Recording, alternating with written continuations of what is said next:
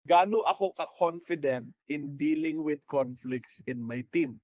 Una, naiintindihan ko ba kung ano po yung mga nagti-trigger ng conflict?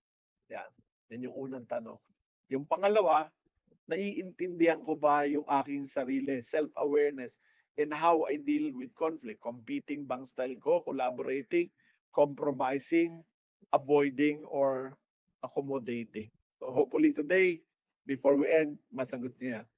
Pangatlo, ano yung emotion na madalas kong nararamdaman in conflict situation? Is it anger, frustration, disappointment, fear? Ano yung nararamdaman mo pag may conflict, no? Fear ba ang nararamdaman mo? Curiosity ba ang nararamdaman mo? So you need to manage all of those things in order to be effective in a conflict situation. Ito, isa ito sa challenge ko, yung listening to understand. Dahil kagaya ng sabi ko kanina, ang aking conflict resolution style or mode ay competing. Pag ako ay nakikipag-usap, iniisip ko kung paano mananalo sa argumento. Kaya minsan, kailangan ko talagang mag-pause, no?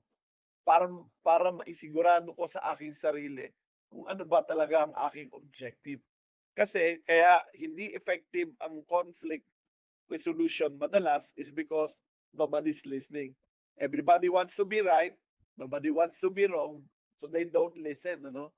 So ikaw ba, kapag ka merong conflict, nakikinig ka ba?